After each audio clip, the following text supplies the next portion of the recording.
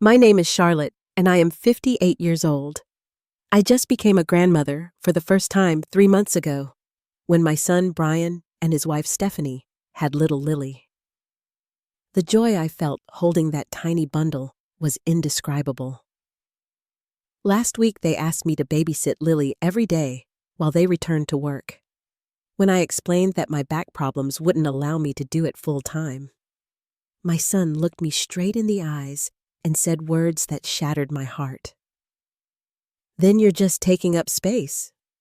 Before I continue, let me know where you're watching from and hit that like button if you've ever been treated like a free service rather than a human being with limitations. Your support means the world to me. After my husband Thomas passed away 7 years ago, life took on a different rhythm. I retired from my nursing career after 30 years of service, mainly because the 12-hour shifts standing on hospital floors had taken a severe toll on my back. I thought retirement would finally give me the chance to rest and recover to focus on myself after decades of caring for others. My son Brian was 25 when his father died. Despite the tragedy, he managed to finish his engineering degree and secure a well-paying position at a prestigious firm in town. I was so proud of him. Throughout his life, I had always put him first. When Thomas died, I worked double shifts to ensure Brian could complete his education without student loans. I went without so he could have everything he needed to succeed. Looking back now, I can see how I might have overcompensated. Being a single mother wasn't easy, and I wanted to protect Brian from feeling the absence of his father. Perhaps I indulged him too much, rarely saying no to his requests, always making his needs my priority. At the time, it seemed like the right thing to do. What mother wouldn't sacrifice for her child? Brian grew into a handsome, successful man with a strong career trajectory. At 32, he has everything going for him. His wife Stephanie is 30, ambitious and driven in her marketing career. They met in graduate school and married 3 years ago. From the beginning, I noticed Stephanie had a controlling nature. She had very specific ideas about everything from how their home should be decorated to which friends were acceptable to socialize with. Brian seemed happy to follow her lead, and I kept my observations to myself. After all, it wasn't my place to interfere in their marriage. My home is small but comfortable. After selling the family house that held too many memories of Thomas, I downsized to a 2-bedroom cottage in a quiet neighborhood 20 minutes from Brian and Stephanie. I filled it with just the essential furniture and my favorite mementos. My living room has large windows that let in plenty of natural light, perfect for my houseplants and reading nook. The spare bedroom became my craft room, where I quilt and occasionally paint hobbies I never had time for during my working years. When Brian and Stephanie announced they were expecting, I was overjoyed. I had waited patiently, never pressuring them about grandchildren, though I'd certainly hoped for them. I imagined soft afternoons rocking a baby, reading stories, and spoiling my grandchild in all the best ways. I pictured myself as the kind of grandmother who would be present, but not intrusive, helpful, but respectful of the parents' boundaries. In my mind, I would be there for special occasions, weekend visits, and the occasional babysitting when the parents needed a night out. What I hadn't factored into these daydreams was my health situation. 2 years before Lily's birth, I underwent major back surgery for herniated discs. The recovery was grueling, with months of physical therapy and pain management. Even now, I have significant limitations. I cannot sit or stand for extended periods without experiencing shooting pain down my legs. Bending over, repeatedly carrying anything heavier than a gallon of milk, or climbing stairs multiple times a day can trigger debilitating pain that leaves me bedridden for days. My daily routine revolves around managing this condition. I do gentle stretches each morning and take short walks around the neighborhood when weather permits. I've arranged my home to minimize strain on my back with raised garden beds in the backyard, so I can still enjoy gardening, and a specially designed computer setup that allows me to maintain my posture while using the internet. I've learned to pace myself, to listen to my body's warnings, and to respect my limitations rather than pushing through pain as I did during my working years. It's not the retirement I envisioned, but I've found contentment in this quieter, more careful life. Little did I know that my son had very different expectations for my role as a grandmother. Expectations that would soon put my physical health and our relationship to the test. The day Lily was born was one of the happiest of my life. I received Brian's call at 5 in the morning and rushed to the hospital, arriving just in time for her birth at 7:30. The moment I saw her tiny face with Brian's nose and Stephanie's blue eyes, my heart expanded in ways I hadn't experienced since Brian himself was born. I wept tears of joy as I held her for the first time, marveling at her perfect little fingers and the soft wisps of blonde hair. For the first few weeks after they brought Lily home, I was there almost every day. I cooked meals and stocked their freezer, did laundry, cleaned their house, and held the baby whenever Stephanie needed a shower or a nap. I ignored the twinges in my back as I stood at their kitchen counter, chopping vegetables, or bent over their washing machine. When pain flared up at night, I took extra medication and pushed through it the next day. These were special times, and I wanted to help as much as possible. When Brian returned to work after 2 weeks, and Stephanie's mother, Gloria, flew back home to Arizona, I became Stephanie's primary support. I limited myself to 4 or 5 hours a day, arriving mid-morning after completing my stretching routine and leaving before rush hour traffic could extend my drive home. Even with this schedule, I found myself taking more pain medication than usual and spending evenings with heating pads and ice packs alternating on my lower back. 6 weeks after Lily's birth, Stephanie's maternity leave ended. One evening, Brian called and invited me to dinner at their house. "We have something important to discuss, Mom," he said, his voice serious but excited. "Can you come over tomorrow at 6? I agreed, assuming they wanted to talk about Lily's baptism, or perhaps thank me for my help during these first weeks. I brought a homemade lasagna, knowing they'd be too tired to cook, and a small stuffed elephant for Lily's growing collection of toys. The dinner started pleasantly enough. We ate, and Brian opened a bottle of wine, pouring generous glasses for himself and Stephanie. They exchanged glances throughout the meal, and finally, as I was clearing plates, Brian cleared his throat. "Mom, we've been talking about childcare arrangements now that Stephanie is going back to work," he began. "Daycare centers in this area cost a fortune, and frankly, we don't trust strangers with our baby." Stephanie jumped in. "We've done the research, and the waiting lists for good facilities are over a year long anyway. Plus, there are all those germs and stories about neglect." Brian nodded solemnly. "So, we've come up with the perfect solution. We'd like you to watch Lily full-time." I must have looked confused because Stephanie quickly elaborated. "You're retired, your house is just sitting empty all day, and you've already shown you can handle her. It makes perfect sense." Brian smiled broadly. "We need someone from 8:30 to 5:30 Monday through Friday. But you could bring your crafts here if you want something to do while she's napping." My mind raced. That was 9 hours a day, 5 days a week, 45 hours of childcare. Standing, bending, lifting, carrying. My back twinged painfully just thinking about it. "I love Lily more than anything," I began carefully. "But my back can't handle that schedule. I've already been pushing my limits just helping out these past weeks." Their faces fell in unison as if they'd rehearsed the response. "But you're her grandmother," Stephanie said, her tone indicating this fact should override any personal limitations. "What about a compromise?" I suggested. "I could watch her 2 days a week, and you could find part-time help for the other 3 days. I'd even be willing to contribute something toward the cost of a sitter." The atmosphere in the room chilled instantly. Brian's face hardened in a way I'd rarely seen. "We can't afford that, Mom. You know how expensive housing is these days, and we're already stretched thin with the new baby expenses." Stephanie added, "My mother offered to move here and help full-time, but we told her you had it covered. She's already rented out her spare room to a college student.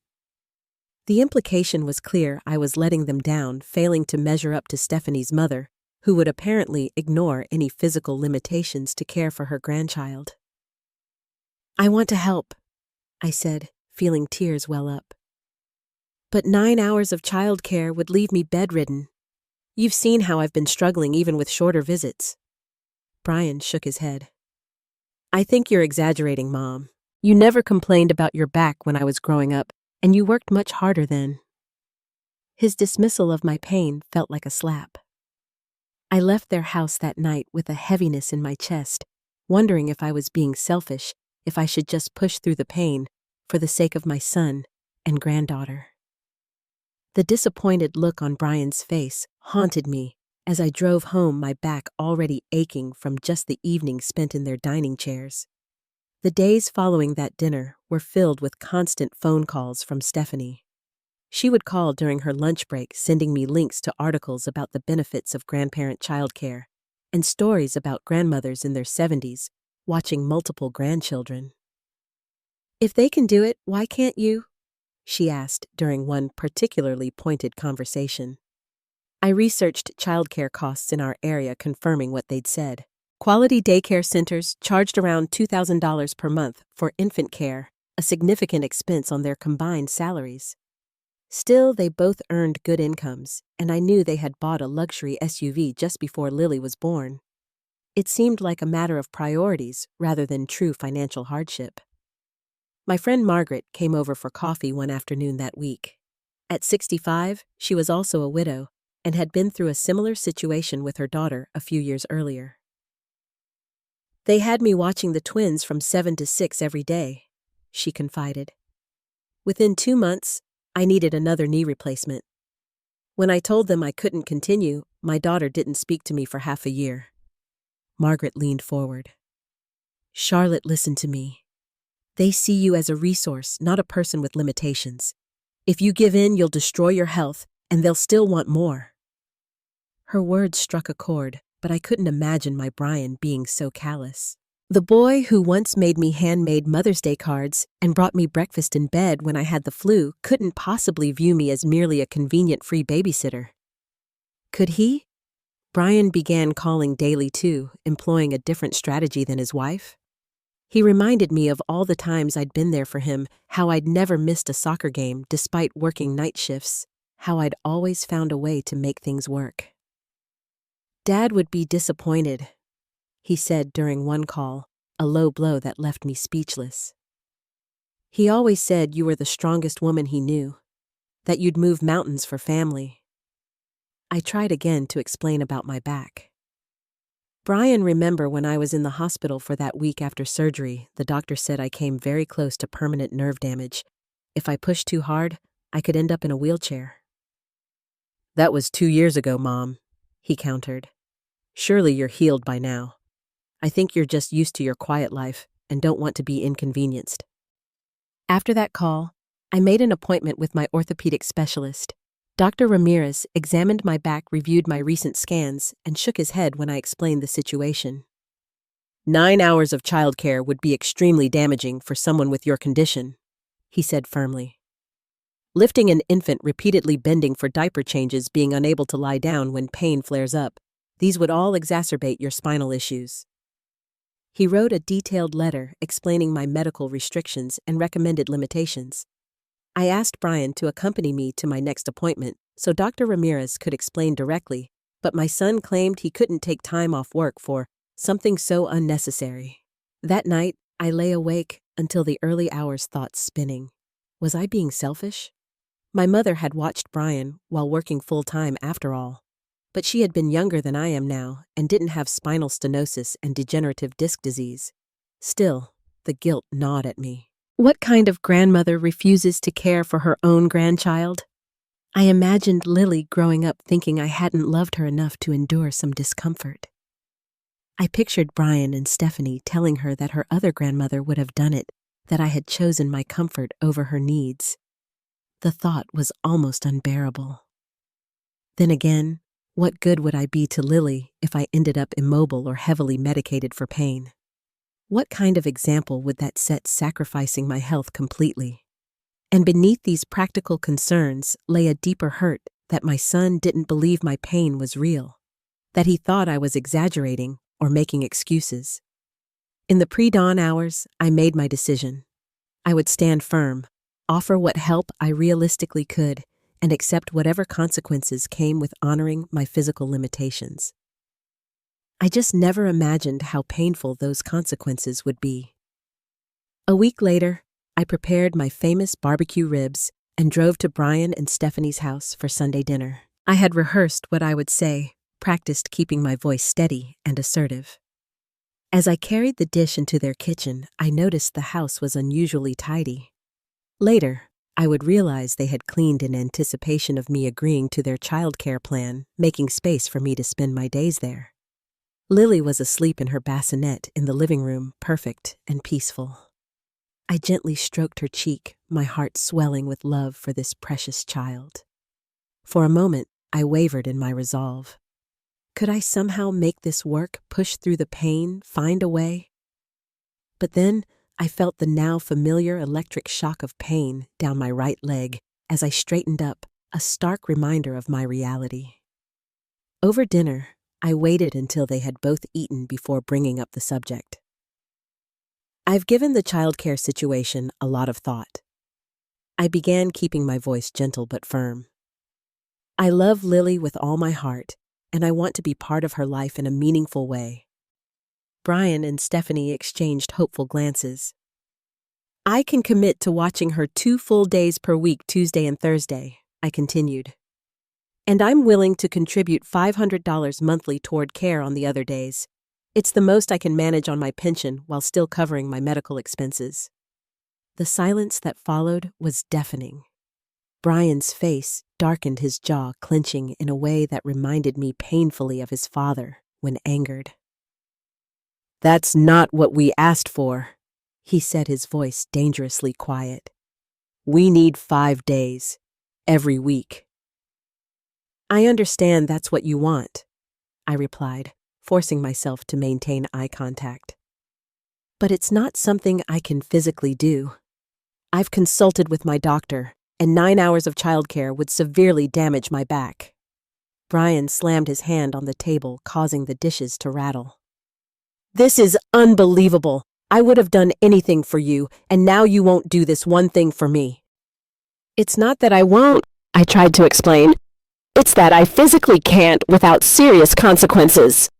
Bullshit, he shouted, making me flinch. In 32 years, I had never heard him use that tone with me.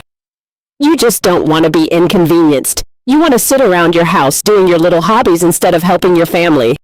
Stephanie joined in, her voice cold. My mother raised 3 children while working full-time, and now she watches my sister's 3 kids every day.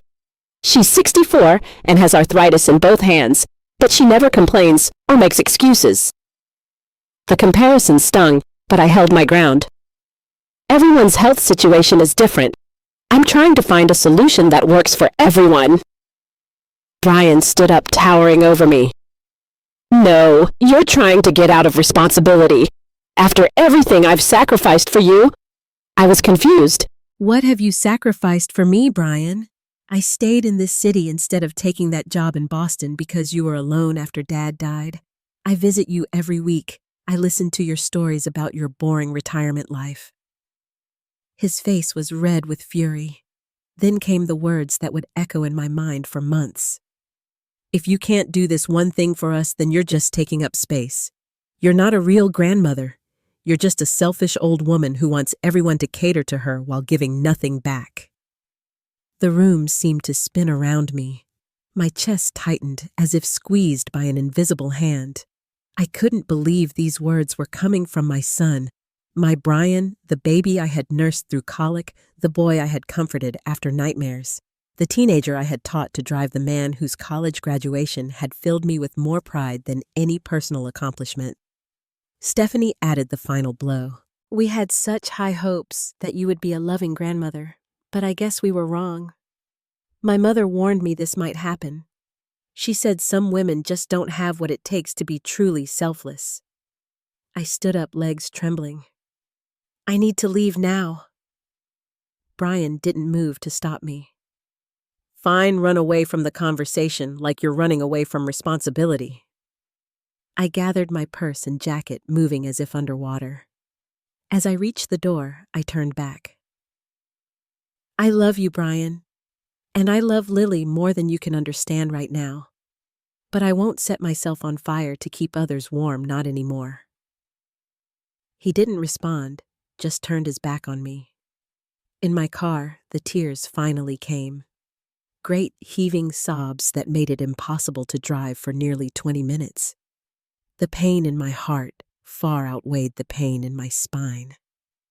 How had we come to this?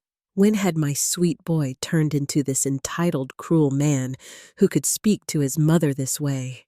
That night, I couldn't sleep at all. My back spasmed continuously from the emotional stress, sending shooting pains down both legs. I took my prescribed medication, applied ice packs, tried the breathing exercises my physical therapist had taught me, but nothing helped. As dawn broke, I realized the pain in my body was merely an echo of the deeper wound inside, the realization that in my son's eyes, my only value was what I could provide, what services I could perform. The week after our confrontation was one of the loneliest of my life. Brian didn't call, didn't text, didn't respond to the gentle message I sent, asking if we could talk calmly. It was as if I had ceased to exist for him the moment I refused to comply with his demands. I moved through my days in a fog, going through the motions of my routine without any joy. My back pain worsened with the emotional stress, and I found myself taking more medication than usual just to function. The silence from my son's house was deafening, and I wondered if I would ever be allowed to see Lily again. On Wednesday afternoon, the doorbell rang. I opened it to find Margaret and another friend, Susan, standing there with coffee and homemade muffins. "We've come for an intervention," Margaret announced, brushing past me into the living room. "You haven't answered your phone in 3 days, and we were worried." Susan, a retired school principal with a no-nonsense attitude, set the coffee on my kitchen counter. "Margaret told me what happened with Brian. My daughter tried the same thing with me last year." As we sat in my living room, Susan shared her story of being expected to watch her twin grandchildren 40 hours a week while maintaining her own home and caring for her husband with early-stage Alzheimer's. "When I said no, my daughter Catherine said I clearly didn't love the twins enough," Susan recalled, shaking her head. "It took 6 months of family therapy to repair our relationship." Margaret nodded. "There's actually a term for this. Did you know? They call it granny nanny exploitation. There's a whole Facebook group with over 50,000 members called Grandma's Setting Boundaries. You're far from alone, Charlotte." That evening, after my friends left, I joined the Facebook group. Reading through the posts was both heartbreaking and validating. Thousands of grandmothers shared stories eerily similar to mine of adult children who expected unlimited free childcare regardless of the grandparents' health finances or other commitments. Many described being emotionally blackmailed, guilt-tripped, or completely cut off when they set boundaries. One post particularly resonated with me. "I raised my children to be independent adults, not to view me as an unpaid employee. Loving my grandchildren doesn't mean sacrificing my health. I can be a wonderful grandma 2 days a week without being broken by 5. The next day, my phone rang with a call from Seattle. It was my daughter Jessica. Unlike Brian, who had stayed close to home, Jessica had moved across the country for her career in environmental science. At 30, she was single and focused on her work, calling weekly but visiting only once or twice a year. "Mom, what's going on with Brian?" she asked without preamble. "He just called me ranting about you refusing to help with Lily." I explained the situation, bracing myself for more disappointment. To my surprise, Jessica was firmly on my side. "That's ridiculous," she exclaimed. "You had major back surgery, for heaven's sake, and even if you were perfectly healthy, you're not obligated to provide free childcare. You already raised your kids." Her support brought fresh tears to my eyes. I feel like I've failed as a mother somehow. Maybe I spoiled him too much. Mom, Jessica's voice softened. You've given everything to us our whole lives. You worked yourself to the bone after Dad died. Now it's time to take care of yourself. Brian is a grown man with a good job. He and Stephanie need to figure this out like the adults they are. After talking with Jessica, I made an appointment with a therapist who specialized in family dynamics. Dr. Weiss helped me see how I had established a pattern with Brian from a young age, always putting his needs first, rarely setting boundaries, creating an expectation that I would continually sacrifice for him. Your son is experiencing what happens when an entitled person hits a boundary for the first time, she explained. It's uncomfortable for him, but necessary for a healthy relationship going forward. Over the next week, I reflected deeply on my relationship with Brian. I thought about how differently I had treated my two children. With Jessica, I had encouraged independence and problem-solving. With Brian, especially after his father died, I had rushed to remove obstacles to make his life as easy and pain-free as possible. In trying to compensate for his loss, I had failed to prepare him for the realities of adult life, where people have limitations and personal boundaries that must be respected. After much consideration, I sat down and wrote Brian a long letter. I expressed my unconditional love for him and Lily. I explained in detail my physical limitations and included a copy of my doctor's report. I acknowledged my role in creating unhealthy patterns between us. And finally, I clearly stated what I could offer: 2 days of childcare per week, financial contribution toward alternative care, and my unwavering emotional support as they navigated parenthood. Whether he would read it, much less respond, remained to be seen. But writing it helped me clarify my own thoughts and feelings. For perhaps the first time in my adult life, I was putting my own well-being first, not out of selfishness, but out of the recognition that I couldn't truly care for others if I destroyed myself in the process.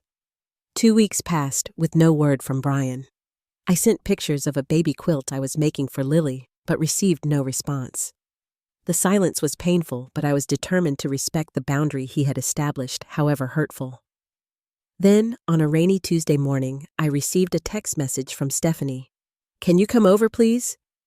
The message was so uncharacteristically brief and urgent that I immediately grew concerned. Had something happened to Lily? To Brian, I grabbed my raincoat and purse and drove to their house as quickly as traffic would allow. When Stephanie opened the door, I was shocked by her appearance. Her usually perfectly styled hair was greasy and pulled back in a messy ponytail. She wore stained sweatpants and a wrinkled t-shirt. Dark circles underscored her eyes, and she looked as if she hadn't slept in days. The house, normally immaculate under Stephanie's meticulous care, was in disarray. Dirty dishes filled the sink. Laundry was piled on the couch unfolded. The air smelled of sour milk and dirty diapers. "She won't stop crying," Stephanie said, her voice cracking. "Nothing works. Brian is useless. He just goes to work and leaves me here alone with her all day and night." From the nursery came the sound of Lily's wails, the high-pitched cry of an infant in distress.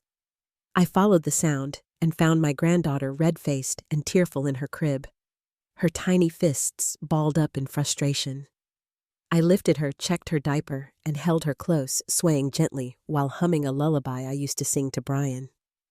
Within minutes, her cries subsided to whimpers, then to the occasional hiccup. "How did you do that?" Stephanie asked from the doorway, looking both grateful and resentful. "Experience," I replied simply. "And she probably senses your exhaustion and stress. Babies are perceptive that way." I carried Lily to the living room and sat down, keeping her upright against my shoulder, knowing she likely had gas pains from crying so hard. "Where's Brian?" I asked. "At work." "Where else?" Stephanie's bitterness was palpable. "He says he can't function without sleep, so he's been sleeping in the guest room. I've been on my own every night for the past week." I nodded, understanding all too well. "Have you found childcare for the days I can't watch her?" Stephanie collapsed onto the couch beside me. We can't afford what they charge around here, and the waiting lists are ridiculous. I had to go back to work or lose my position, but Brian says we'll manage somehow. It would have been easy in that moment to say, "I told you so," or to lecture her about their unreasonable expectations. Instead, I chose compassion. "Why don't you go take a shower and a nap? I'll watch Lily for a few hours, straighten up a bit." Tears welled in Stephanie's eyes. "You'd do that after how we treated you?" "Lily is my granddaughter and your family," I said simply. "But we do need to talk about sustainable solutions. All of us calmly and respectfully like the adults we are." Stephanie nodded and disappeared into the bedroom. I spent the next 3 hours caring for Lily, washing dishes, starting laundry, and preparing a simple vegetable soup that could simmer until dinner. My back complained, but I paced myself, sitting whenever possible, using proper lifting techniques, and taking short breaks to stretch. When Brian arrived home from work around 6, he stopped short in the entryway, clearly surprised to see me sitting in his living room feeding Lily a bottle. "Mom," he said, his voice a mix of confusion and relief. "What are you doing here?" "Stephanie texted me. She needed help." I kept my voice neutral, not accusatory. "She's sleeping. She looks exhausted, Brian." He slumped into a chair, running a hand through his hair. "It's been rough. Lily has colic, I think. She cries all night, nothing we do helps." I nodded. "You had colic too at her age. I remember walking the floors with you until dawn many nights." A flash of guilt crossed his face. "I didn't know that." "There's a lot you don't know about what parenthood entails," I said gently. "It's the hardest job you'll ever have, and no one can do it entirely alone." Brian looked down at his hands. "Stephanie's mom backed out. She said her arthritis is too bad after all." I bit back the urge to say that I had been right all along about my physical limitations. Instead, I offered a solution. "My neighbor Alice is a retired pediatric nurse looking for part-time work. She has decades of experience with babies, impeccable references, and she only wants to work 3 days a week to supplement her retirement income." Brian looked up, a flicker of hope in his eyes. "How much does she charge?" $20 an hour. But I'm still willing to contribute $500 a month toward her salary, and I'll watch Lily Tuesdays and Thursdays. That brings your out-of-pocket costs down considerably." He was silent for a long moment, clearly doing the math in his head. "We might be able to make that work," he finally admitted. "Good, because I've also spoken with my doctor, and he confirmed that attempting to provide full-time childcare would result in serious damage to my spine." I kept my tone matter-of-fact rather than accusatory. "I can't be the grandmother Lily deserves if I'm bedridden or heavily medicated for pain." Brian looked away, shame evident in his posture. "I said terrible things to you, Mom. Things I didn't mean." "Yes, you did." I agreed, not letting him off the hook too easily. "And they hurt deeply. But I'm willing to move forward if you are, with some clear boundaries in place." I outlined my terms. I would care for Lily 2 set days per week. I would not be called last minute when their plans changed. I needed at least 24 hours notice if they wanted me to babysit outside my regular days, and I reserved the right to decline based on how my back was feeling. I would contribute financially to Alice's salary, but not to any other baby expenses, as I needed to prioritize my medical costs and living expenses. When Stephanie woke and joined the conversation, she was initially resistant to hiring outside help. "We don't know this Alice person," she objected. "How can we trust her with our baby?" "She raised 4 children of her own, worked 30 years in pediatrics, and has current CPR certification," I countered. "Plus, she lives 3 doors down from me, so I can check in regularly if that would make you feel better." Gradually, they both came around to the idea.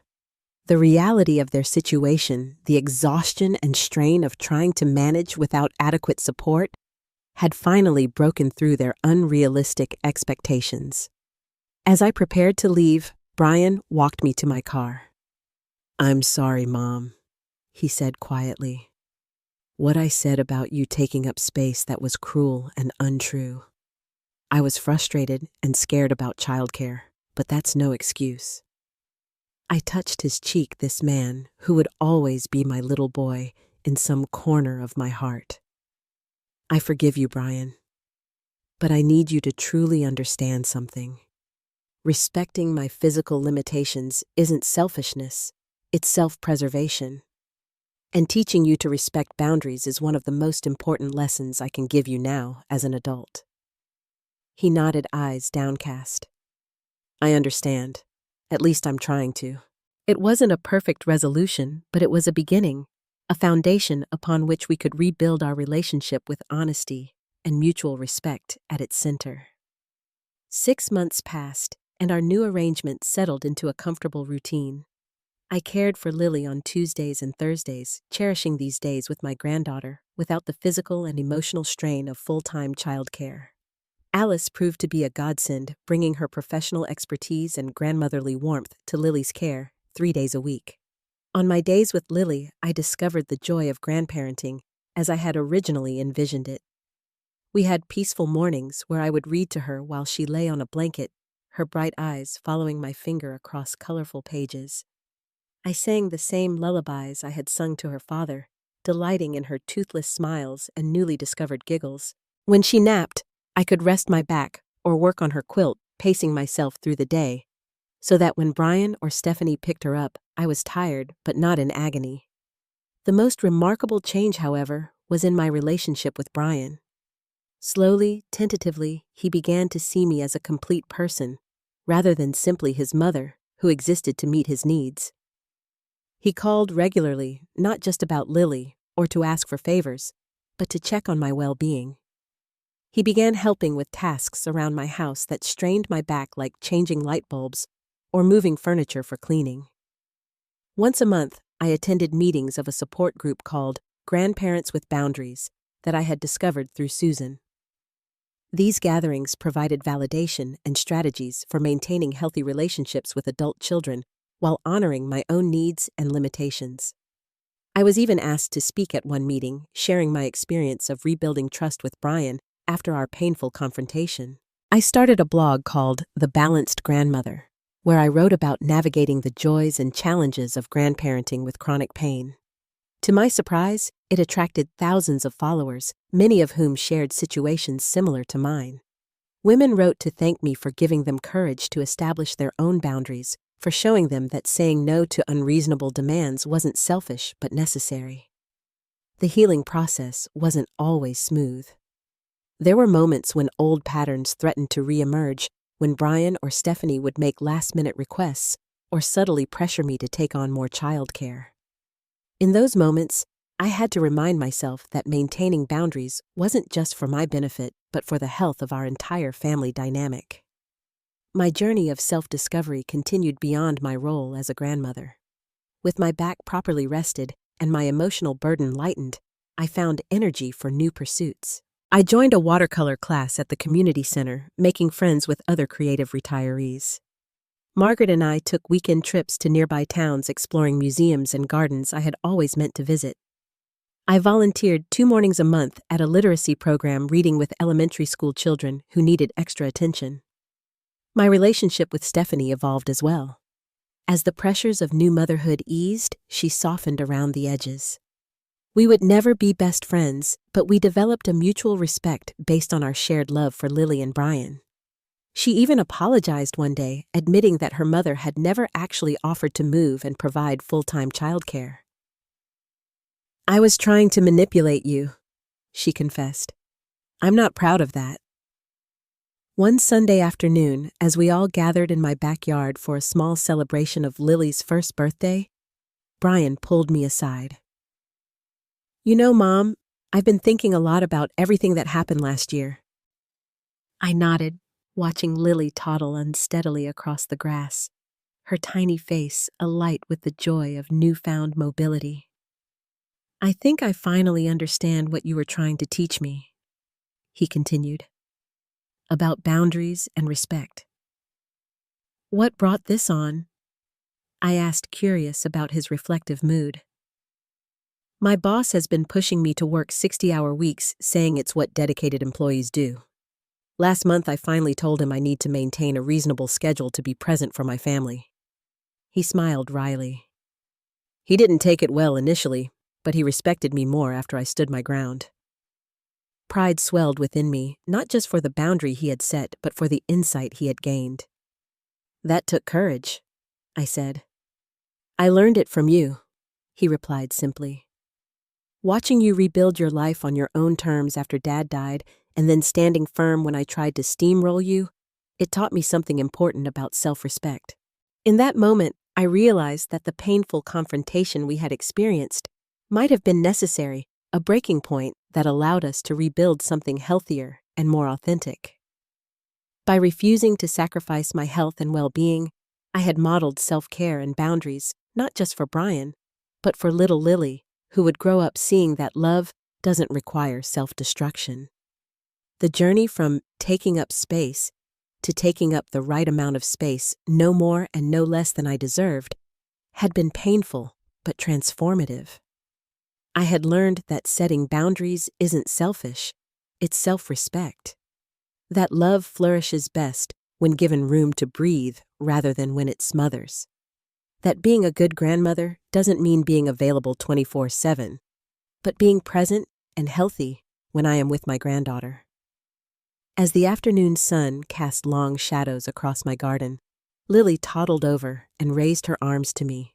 I lifted her carefully, using the techniques my physical therapist had taught me, and held her close. Her soft cheek pressed against mine, her small hand patting my shoulder in a gesture of pure affection. I love you, sweet girl, I whispered, and I'll always be here for you in the ways that I can. Over her head, my eyes met Brian's, and the understanding that passed between us was worth every difficult conversation, every painful confrontation. We had found our way to a relationship based on mutual respect, rather than obligation or guilt, and that was the greatest gift I could have given him. What about you? Have you ever had to set difficult boundaries with loved ones to protect your health or well-being? Share your story in the comments below. If this resonated with you, please hit the like button and subscribe to hear more stories of family transformation and personal growth. Remember, taking care of yourself isn't selfish, it's necessary. Thank you for listening to my journey, and I wish you courage in your own.